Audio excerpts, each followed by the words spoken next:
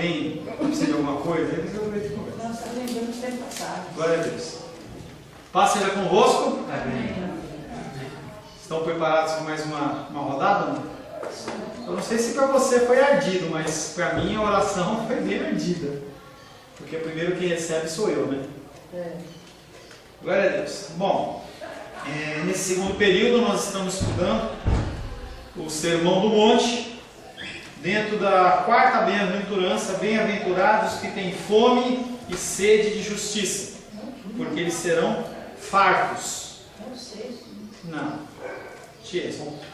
Primeira bem-aventurança, humildes, que choram, mansos, e agora bem-aventurados que têm fome e sede de justiça. Tá? Fazendo um breve resumo, nós temos falado que nós, como cristãos, nós temos como premissa viver à luz da palavra. Falamos também já que o único caminho para essa verdadeira paz que as pessoas procuram é uma paz que é buscada apenas em Cristo. E aí ontem, conversando com um jovem, o jovem me perguntava assim: pastor, você acredita que alguém pode ser equilibrado sem ser cristão verdadeiro? Eu falei assim: querido, eu não posso acreditar, porque o balanço, o que nos mantém dentro de um contexto de sanidade, chama-se Jesus Cristo. Qualquer outra forma de apoio é uma forma fraca. A palavra de Deus diz que Ele é a rocha onde nós temos que edificar a nossa casa. Ele é a pedra da esquina, pedra angular. E quando você apoia a sua vida nos seus conhecimentos, no seu entendimento e na sua moral, qual é o padrão? Onde você se apoia? E nós somos chamados, dentro desse estudo do Sermão do Monte, no momento inicial, a olhar para nós mesmos e ver a condição de pecado ao qual nós vivemos. E agora, nessa bem-aventurança, em concordância com o estudo da oração que nós fizemos antes do intervalo, nós somos chamados a parar de olhar para nós mesmos e começar a olhar para os outros. É a colocação em prática das coisas. E na semana passada nós demos o exemplo de alguém que está sentindo dor. E quando nós vamos a um médico sentindo dor, nós queremos que essa dor ela seja tirada. Na verdade, nós não nos preocupamos com a causa, não queremos saber de nada, nós queremos simplesmente que aquilo acabe. Quando a gente vê filmes ou séries em que uma mulher grávida está dando à luz, você vê muitas vezes o desespero, querendo que aquele bebê saia de qualquer maneira. E aí a pessoa mais corajosa e mais brava, que fala que não quer anestesia, não quer nada, naquela hora do parto, fica desesperada. Nós, seres humanos, nós não somos seres preparados para lidar com a dor. E aí nós demos o exemplo de você chegar no médico falando que está com uma extrema dor, e o médico ele simplesmente te dá um analgésico, que tem analgésico de toda sorte ou espécie, e aquela dor ela pode deixar de ser um incômodo para você. Mas na verdade, se o médico, ele, em vez de tirar a dor, ele não buscou a causa desta dor, ele está sendo um mau médico ou um mau profissional. Dizem os homens: quero ficar livre da minha dor, e por isso eu apelarei para o cinema, para o álcool ou qualquer outra coisa que me faça esquecer a minha dor. As pessoas, elas têm as dificuldades emocionais, elas correm para onde for. Estou com problema no lar? Adultério. Estou com problema financeiro? Roubo. Estou com problema emocional? Vou usar drogas, vou usar álcool, vou ter algum tipo de entretenimento.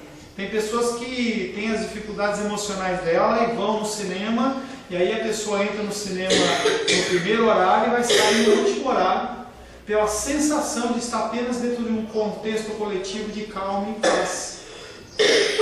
Todavia, a pergunta que é importante é a seguinte: qual a causa da dor? Ou melhor, qual a causa da infelicidade e esse senso de miséria que nos assola? Porque o ser humano tem um senso de que ele é miserável numa alta medida. E aí hoje se fala muito em autoestima, em que as pessoas elas têm uma baixa autoestima e que esse é o problema das pessoas. Mas isso aí é apenas um sintoma. Na verdade, o pecado, esse afastamento das coisas sobrenaturais, das coisas eternas, elas te levam a esse centro de que você não vale nada. Mas não no sentido de que você precisa de Deus, mas que as pessoas elas precisam te amar, as pessoas elas precisam te honrar, as pessoas elas precisam cuidar de você. Você não precisa cuidar de ninguém, porque afinal de contas você é o centro do universo. Esse fracasso ele também se dá no caso de muitas igrejas que são muitos membros de igreja, muitas pessoas que congregam. As pessoas elas estão na igreja, elas são pastores, são líderes, são pessoas anciãs que convivem dentro do meio cristão há muitos anos e elas se sentem miseráveis. Você está dentro de uma igreja, não é nenhum tipo de alívio se você não tiver um encontro verdadeiro com o Salvador.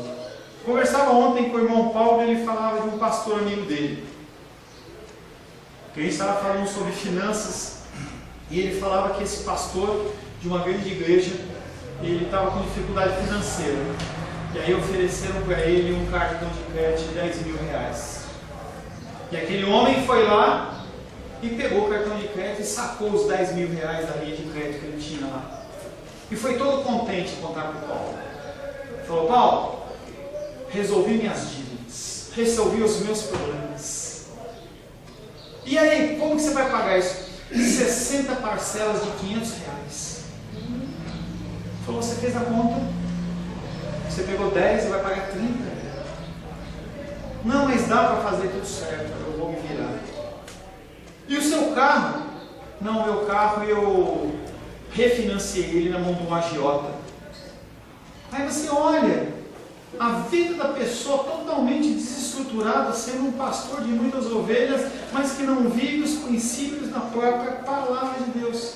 As pessoas estão perdidas fora da igreja, as pessoas estão perdidas dentro da igreja.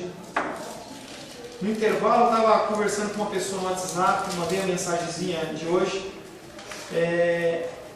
e aí eu copiei, na verdade, do rapaz que ele manda para mim no domingo, e a pessoa falou assim: mas eu tenho uma dificuldade de confiar, porque quando eu olho para o homem eu me desanimo. Mas quem disse que nós temos que olhar para o homem? A palavra de Deus é muito clara: maldito aquele homem que confia no homem, mas nós continuamos querendo confiar nos homens. Há um grande número de pessoas na igreja de Cristo que parece buscar a totalidade das suas vidas, procurando por algo que jamais podem encontrar. Eles buscam uma felicidade. Acabou a água, meu Flávio?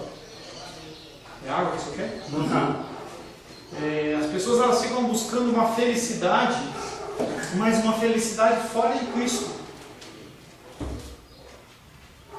Porque quando nós olhamos a história do Antigo Testamento, nós vemos que um dos grandes problemas, se não o maior, do povo de Israel, era o problema da idolatria. Eles passaram a adorar outros deuses. Nós já falamos sobre esse contexto em oração, quando o povo de Israel está no deserto e pede o maná, e o maná vem, e eles se alegram, e depois de um momento eles cansam do maná, começam a reclamar do maná, começam a murmurar, e eles começam a falar assim: poxa, no Egito a gente tinha melhor comida, o alimento era muito mais vasto. Nós temos essa característica de olhar para o grama do jardim do vizinho e achar que ele é mais verde. A característica minha e sua, isso não. Isso acontece comigo também.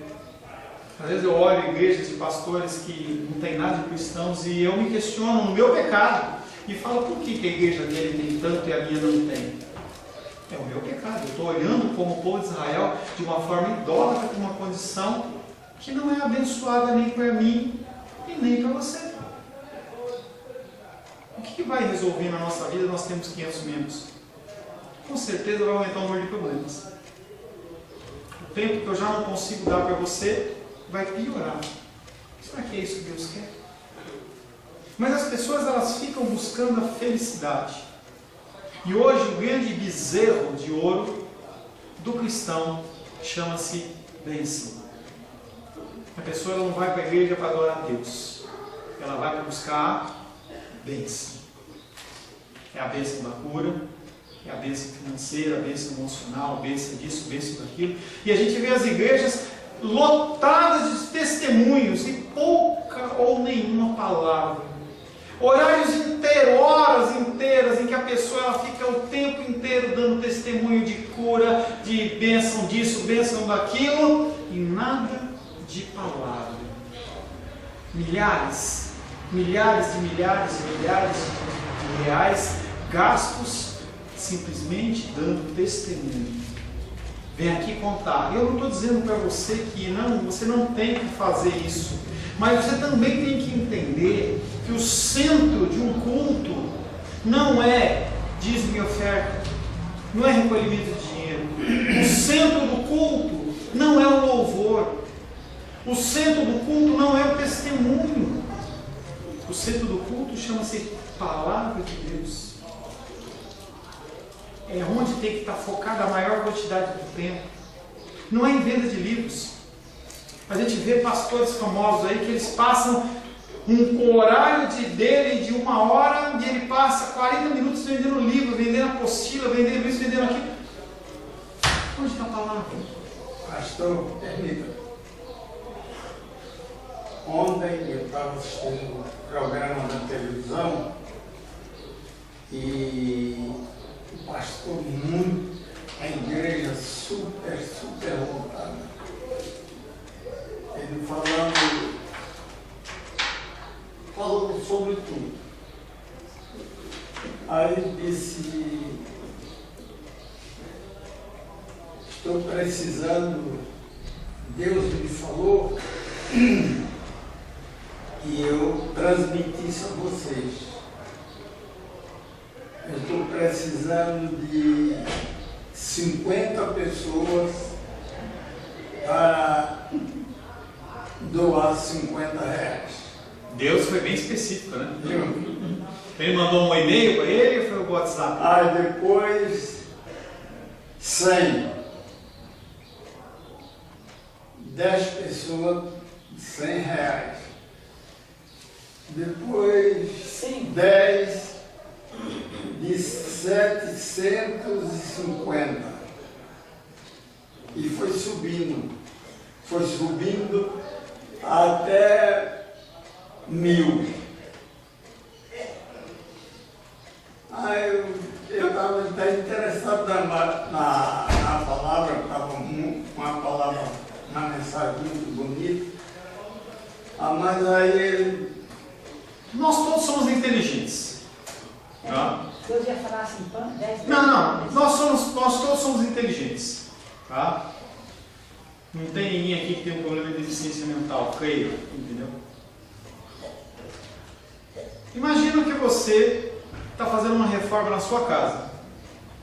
O responsável é você. Se faltar o cimento, o pedreiro ele não vai trabalhar. Você acha realmente que se faltar o cimento na sua obra, o pedreiro ele vai sair pedindo dinheiro nas casas, nos lugares, porque ele quer completar a sua obra? Pastor, é lógico que não. Você acha realmente que Deus, Ele vai, em vez de tocar no meu coração, para eu fazer uma oferta para abençoar alguma coisa dele, porque Deus age dessa maneira, Ele vai pegar um pastor e fazer um relatório de valores, em que você dá 50, dá 100, dá 1000, dá 500, dá 700, dá 2000, dá 1 milhão? Você acha realmente que Deus ele vai fazer esse tipo de coisa? Fica com você. Aí você decide, você achar, entendeu, que você é palhaçada. Um Deus que nós entendemos que é um Deus, como é que é? O Deus do ouro e do quê, irmão Cláudio? Você fala? Deus do quê? Misericórdia. Deus do ouro e da prata. Ele fez tudo. Ele fez tudo. Vamos dar continuidade.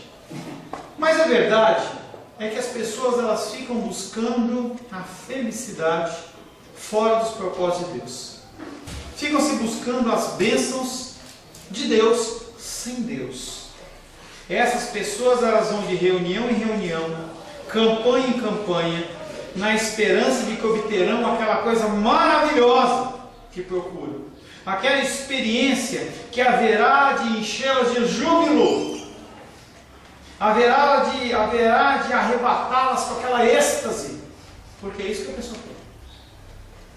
Eu estou vendo que o cara, ele devia 100 mil e agora tem 50 milhões, é isso que eu quero. Eu não quero qualquer coisa. E nós já falamos que o Senhor ele é um Deus que nos supre das nossas necessidades. Ele vai te suprir do alimento necessário para você viver. Pode ser que Ele te conceda mais, mas não é obrigação, digamos assim. E aí nós ficamos querendo que o filé mignon diário, não é o pão diário, é o filé mignon diário, é o lombo diário, é o caviar diário, é o carro mega ultra top diário. Mas na verdade o Senhor nos concede aquilo que nós precisamos. Me alegra, hoje o Sebastião, ele chegaram aqui com o carro, eu fiquei olhando e falei assim, de onde é esse carro, né? Sabe que o carro do irmão Cláudio quebrou, né? Aí eu perguntei para o Sebastião, ele falou, não, o Senhor ele me abençoou, eu pude comprar um carrinho simples aqui, paguei baratinho e tal. O Senhor estava vendo a condição deles, e precisava de um automóvel a mais. E o Senhor veio e os abençoou.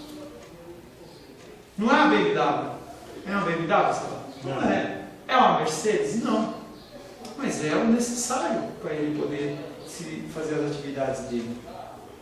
Essas pessoas sabem que outros já receberam essas realidades espirituais, mas elas mesmas parecem incapazes de obtê-las. E aí o que acontece é que nós invejamos, cobiçamos algo que não é nosso. E assim cobiçamos e procuramos, sempre com fome e com sede, mas sem jamais acharmos aquilo que nos sacia. A busca da felicidade nela mesma é uma corrida atrás do rabo. Você nunca vai pegar. A gente vê os cachorros às vezes correndo, né? Nunca pega. E é tão engraçado você ver os cachorros tentando pegar e não pega. Essa felicidade é uma felicidade que você vai perseguir, se você ficar perseguindo ela, se não for por Cristo, ou através de Cristo, ou para Cristo, algo que você nunca vai ser feliz. Eu vejo pessoas com cargos, com salários, e as pessoas elas não se satisfazem. A gente vê na mídia, hoje à noite, depois você vai ver o Fantástico, vai ter mais uma onda de coisas, de lavagens sujas, de coisas erradas, em que as pessoas cometem, porque elas não estão satisfeitas com os milhões que elas já têm, com os milhares de reais que elas já têm. Elas não estão satisfeitas, elas querem mais, porque essa felicidade fora de Cristo ela não existe. Ora, isso não é para se surpreender, não nos compete ter fome e sede de experiências, nem se espera de nós que tenhamos fome e sede de bênçãos.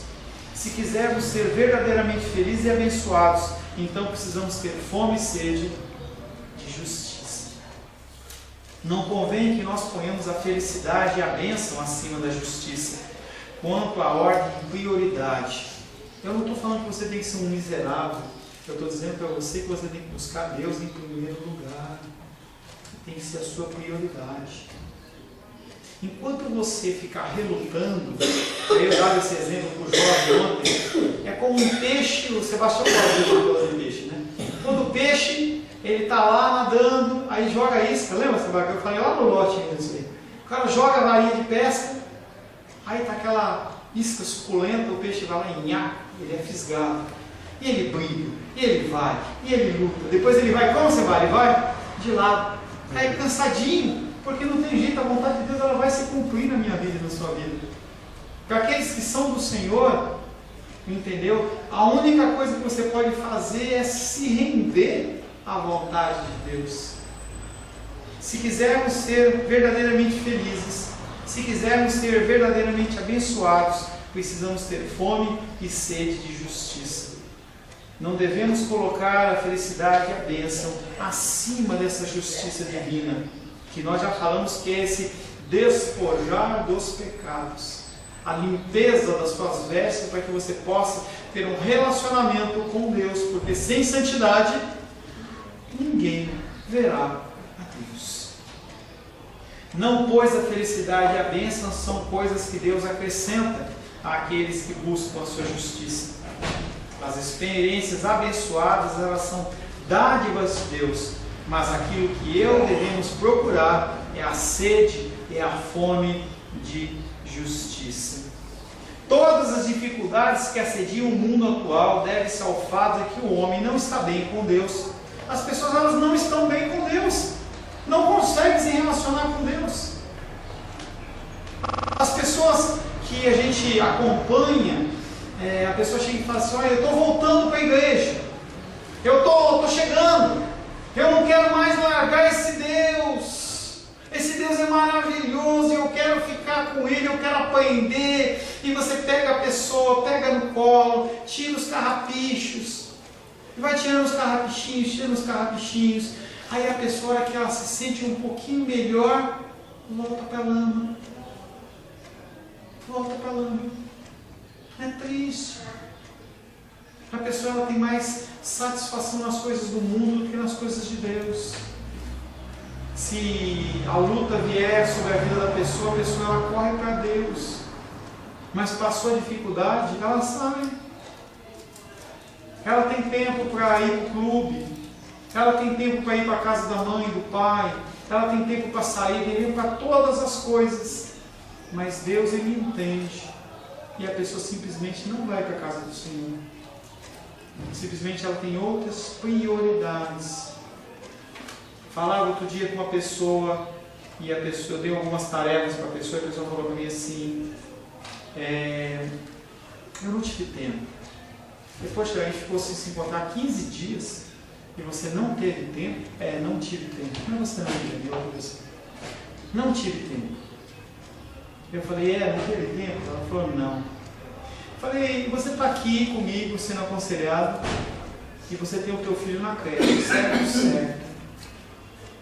Se, por exemplo, agora ligarem na creche falando que seu filho caiu e bateu a cabeça, você vai ficar mais 1 hora comigo aqui em aconselhamento, você vai pegar e sair voado para lá? Eu vou pegar e sair voado. Eu falei: por quê?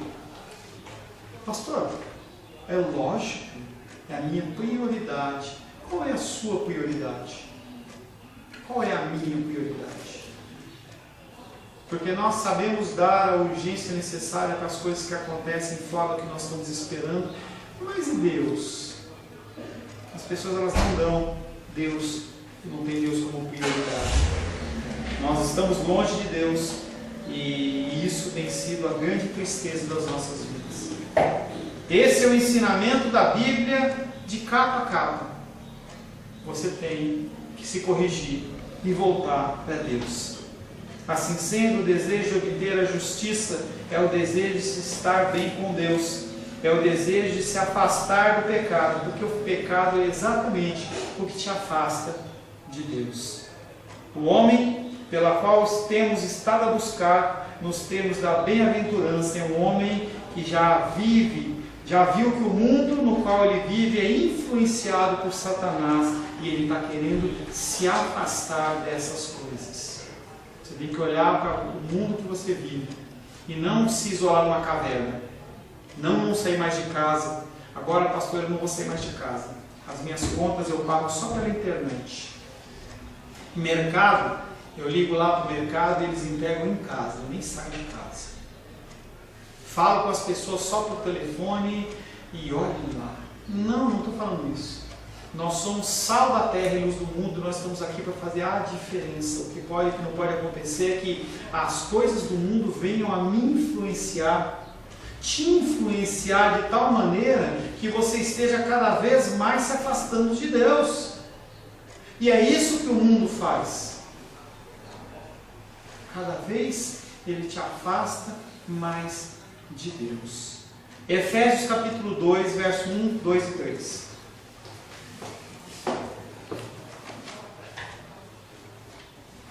Efésios capítulo 2, verso 1, 2 e 3. Pode ler? Um momento. Efésios, capítulo 2, verso 1, 2 e 3. Mateus, Marcos, Lucas, João, Atos, Romanos, Coríntios, Gálatas, Efésios, capítulo 2. Pode ler? Ele vos deu vida, estando vós mortos nos vossos delitos e pecados, nos quais andastes outrora, segundo o curso deste mundo, segundo o príncipe da potestade do ar, do espírito que agora atua nos filhos da desobediência, entre os quais também todos nós andamos outrora, segundo as inclinações da nossa carne, fazendo a vontade da carne e dos pensamentos. E éramos, por natureza, filhos da ira, como também os demais. Antes, eu e você estávamos mortos. Andávamos segundo o curso deste mundo. Era uma maré de lodo e sujeira em qual você ia sendo levado. O Senhor, Ele me resgatou e Ele te resgatou. E importa que nós mudemos o nosso curso de vida e não andemos segundo o curso deste mundo. Esse homem, eu e você, ser humano, que já notamos que o Deus deste mundo nos havíamos cegado, nós andávamos cegos, no que concerne diversas realidades. Agora esse Deus, Ele nos deseja libertar dessas algemas. Deseja ver-se livre. Nós devemos desejar nos vermos livres desse poder que nos puxa para baixo, a despeito de si mesmo. Aquilo que opera no meu membro, no meu corpo, na minha vontade e me leva para o erro e para o engano. Romanos capítulo 7, verso 4, 5 e 6. Romanos capítulo 7, verso 4, 5 e 6.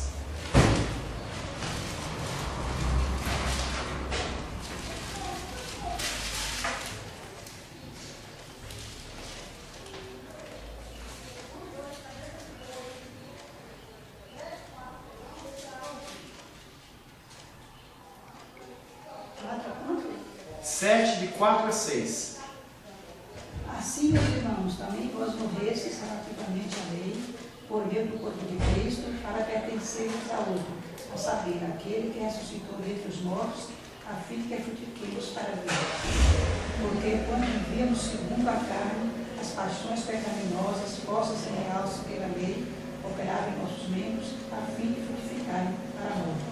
Agora, porém, libertados da lei, estamos mortos para aquilo que estamos sujeitos, de modo que servimos em Não, para aquilo a que estávamos sujeitos.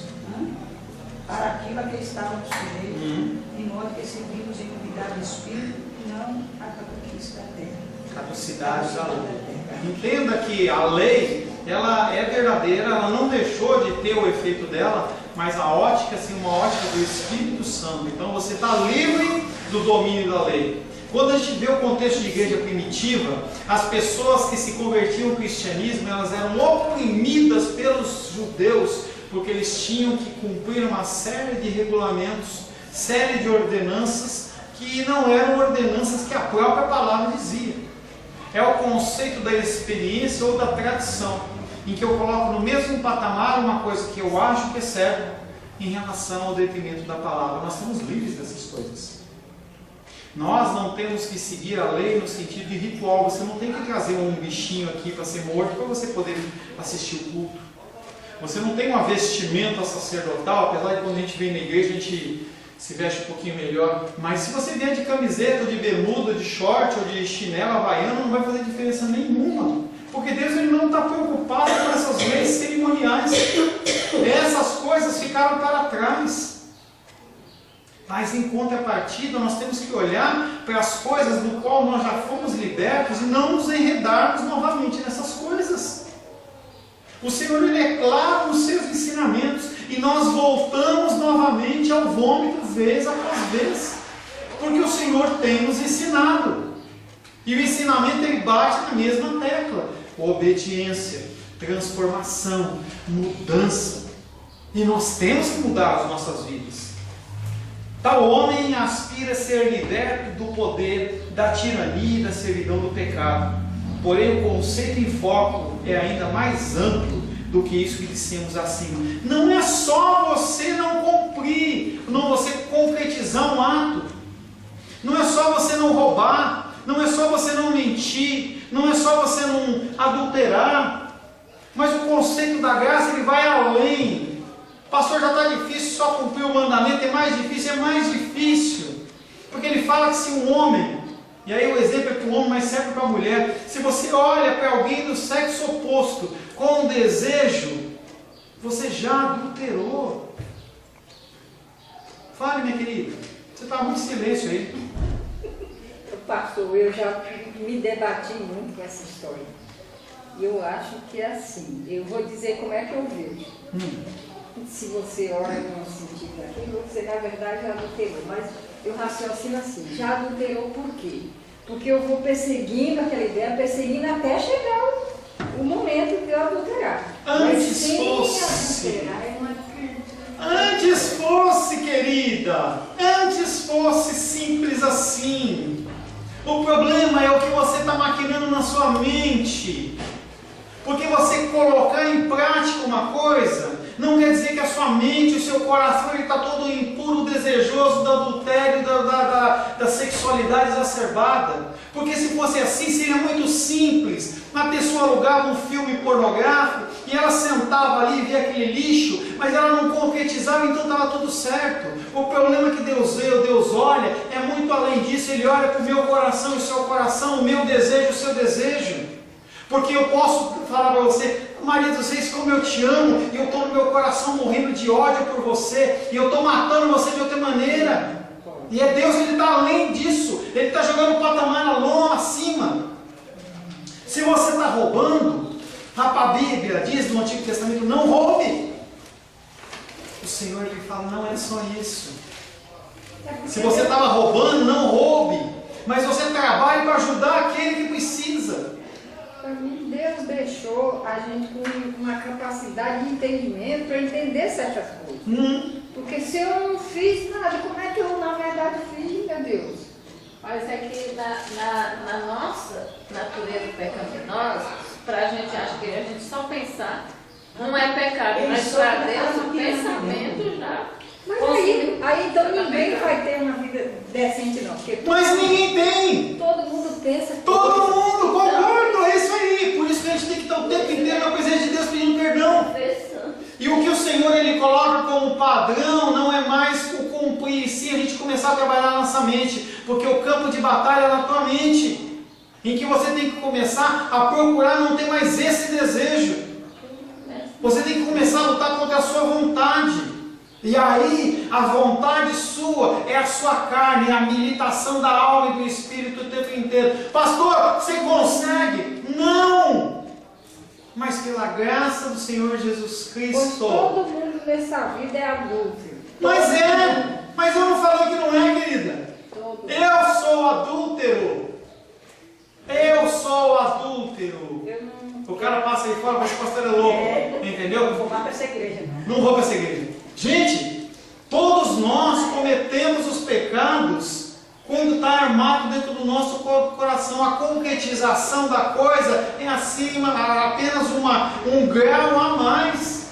Mas o Senhor, quando Ele mede, Ele sonda.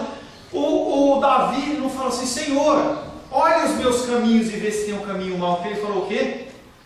Sonda o meu coração, esquadrinhe o meu coração. Ele não está falando no ato, ele está falando aquilo que está sendo maquinado aqui, ó.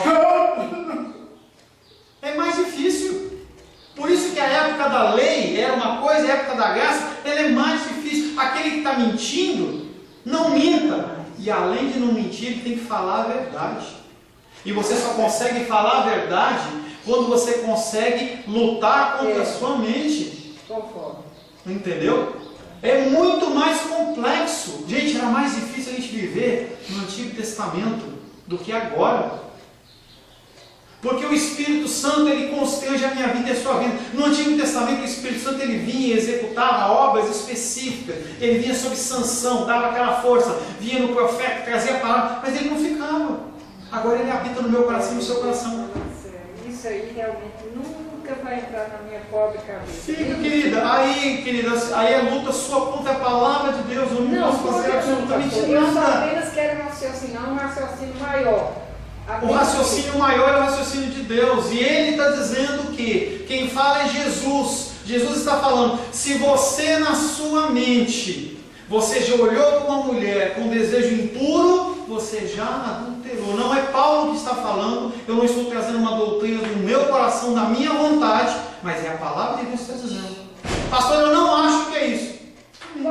Desculpa aí, pastor, mas aquela mesma história. E Deus se arrependeu. Deus não se arrepende. E aí, como é que fica? O contexto de arrependimento no sentido divino não é o contexto do mesmo arrependimento meu e seu, porque o arrependimento divino não é maculado pelo pecado nem por emoções humanas.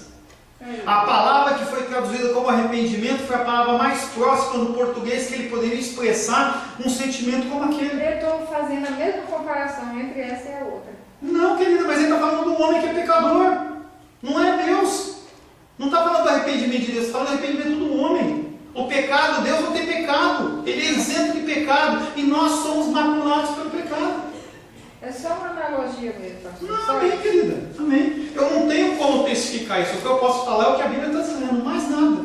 Qualquer coisa que eu venha falar além disso. Isso, já me debati muito mesmo. Não Continue se debatendo. Não porque eu me considero uma pessoa que vive com esses pensamentos, mas é porque eu me deparo com a palavra e eu sou obrigada a raciocinar isso.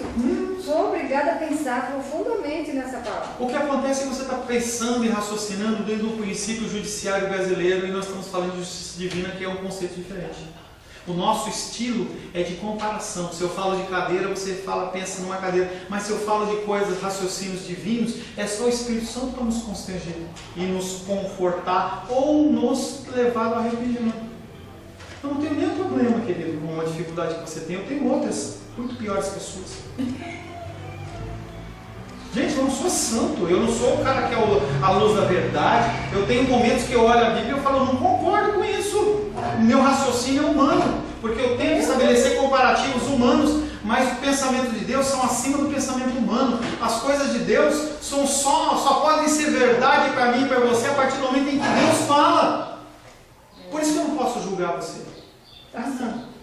Desculpa aí, pastor. Não, querida, nós temos que falar, porque se a gente não fala, se a gente não expõe, a gente não acerta nunca, não tem correção nunca.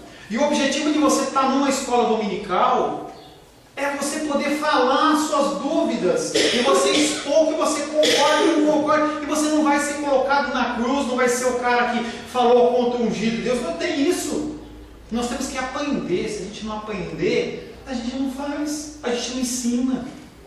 Eu tenho dúvidas e dúvidas e dúvidas, que a pessoa fala para mim, eu não concordo. Uma hora talvez o Senhor me elucide. Tem dia que eu me ponho diante de Deus e falo assim, Deus, olha aqui, o Senhor vai me desculpar. Porque se eu não falar, o Senhor sabe o que eu estou pensando. Então eu digo, isso aqui para mim é um absurdo. Eu digo para ele, é um absurdo. Ué, que se eu não digo, ele sabe. Então eu digo logo, então o Senhor sabe, não estou dizendo, estou confessando que eu acho isso demais. Qual o problema de você falar no secreto ou você falar em público? Numa condição dessa que você falou. Se você fala em secreto, você está falando com Deus. Se você está falando com outras pessoas que não podem te ajudar em nada, você está murmurando. Então nós temos sim que entrar na presença de Deus e falar, Deus, eu acho isso aqui que eu não entendo, me dá um entendimento, Senhor, eu não sei, eu não consigo. Eu paro em passagens bíblicas e eu falo, Deus, como é que eu vou explicar isso? Eu não concordo. Que é o caso do irmão ontem, do jovem, falou assim, pastor, eu vou para fazer o concurso porque eu quero é dinheiro. Eu quero é ser rico, eu quero ser bonito. Eu quero que as pessoas me olhem, eu não estou fazendo para a glória de Deus. E você tem que fazer o quê? Vai para Deus e fala, Deus, o que eu faço? Eu não leio a Bíblia por ler. Eu leio porque eu quero entender. Eu quero ir lá no fundo.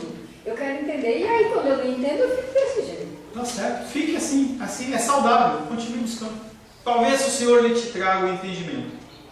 Talvez Ele não te traga o entendimento. Talvez apenas você acostume e aceite. Não sei. Ele age de uma maneira diferente com cada um. O Senhor, Ele sonda cada coração. E o grau de indignação da pessoa é com que objetivo? é se engrandecer, não se engrandecer, crescer, aprender mais de Deus. Quem mede é Deus, não sou eu. O que é uma coisa para mim clara e cristalina, para a querida não tem problema nenhum, porque tem coisas que são claras e cristalinas para ela que não são para mim. Mas nós não somos iguais. Para mim, isso é claro que está ali, mas é difícil. Não, sim, mas você vê, são condições tranquilas. Para mim, é claro que cristalino, eu sei que é difícil, mas eu aceito tranquilamente. Para a Edilene, ela acha extremamente difícil. Para você não concorda. Amém. Nós não somos garrafa de Coca-Cola que é tudo igual. Nós temos os nossos questionamentos. Alguns serão sanados, outros não serão sanados. Tem coisas que são mistérios de Deus. Ou então a pessoa está precisando crescer em algum tipo de área, alguma coisa, para poder adquirir esse grau de entendimento. Porque o Senhor, diferente de mim e de você, Ele não dá pérola aos porcos. Não que eu estou chamando você de porca, né? Misericórdia. Mas entenda que o Senhor Ele vai ensinando para a gente, para a glória, honra e louvor do nome dEle. Para uns Ele ensina de uma maneira, para outros Ele ensina de outra. Tem pessoas que eu falo uma coisa em 10 minutos. Tem pessoas que demoram 6 meses. Quando eu comecei a entrar nessa doutrina mais reformada, em buscar mais a palavra de Deus e não essas manifestações, eu fiquei 4, 5 meses irado. A Rosângela, quando ouviu, eu sou mais burrão que ela? Não é isso, gente. É o tratar diferente. Tem pessoas que precisam tomar mais pancada para aprender. Tem outras que aprendem com tanta facilidade. Você olha e fala assim, por que foi tão fácil para você entender? E para mim não foi. Porque o meio de Deus agir com cada um de uma maneira diferente. Pastor, seria certo pensar assim como um lapidador de pedra, né? Eu gosto do exemplo do Sebastião, que são exemplos mais... Há pedras que são fáceis de lapidar. O lapidador lapida com mais facilidade. Já outras pedras têm certa dificuldade pela sua dureza. Então, a lapidação espiritual, ela difere de uma pessoa para outra. Sim. E isso a gente tem que conviver. Eu, por exemplo, eu sou na marreta. Deus, Ele trata comigo na marreta. Não é na lapidação, não. É na marreta. Entendeu? Mas é assim, eu lembro do meu pastor lá de São Paulo, só para a gente finalizar, pastor Jonas, falecido, ele falava assim, pastor Paulo, quando eu oro por você, eu só choro. Você vai sofrer pra caramba. Eu falei, que palavra de conforto você me deu, pastor? Não, mas é como Deus age comigo, não tem problema. Mas o quê? Tem pessoas que você olha e fala assim, poxa, foi tão fácil com ele, tão tranquilo, né? Você vê as pessoas num clima assim tão sereno, mas os outros tomam tanta pancada, mas fazer o quê? O que importa é a gente fazer as coisas para a glória, honra e louvor do nome do Senhor. Aleluia. Amém. Que Deus possa elucidar as nossas dúvidas, os nossos questionamentos, se não aqui, na glória. Na glória, se chegar um dia da glória dos reis, e eu sei que você nem vai se preocupar com isso, mas se você na hora estiver lá, entendeu, junto com o Senhor naquela graminha verde, ao lado das águas lá, e fala assim, Senhor Jesus, me explica essa passagem aqui. Ele vai te explicar, você vai falar assim, olha, era tão simples. E o meu coração era tão duro. Senhor, em nome de Jesus, agradecemos ao Senhor pelo tempo de estudo, Pai, que nós tivemos. Nós realmente temos uma série de dificuldades, Pai. Mas essas dificuldades, Pai, têm o intuito único e exclusivo de servir melhor. Nos perdoa, Pai querido, a nossa ignorância, a nossa incredulidade. E nos ensina, Pai, o caminho que o Senhor quer que a gente siga, no que nós temos que acreditar, porque nós não estamos aqui para ouvir e seguir preceitos humanos, mas nós queremos ouvir a Tua voz, Pai. A Tua voz que ela é maravilhosa, a Tua voz que é doce, a Tua voz que muitas vezes se confunde, Pai querido, com uma suave brisa. Que o Senhor possa, Pai querido, soprar em nós, Pai, o entendimento e a sabedoria que procede do alto céus, em nome de Jesus. Amém. Glórias a Deus.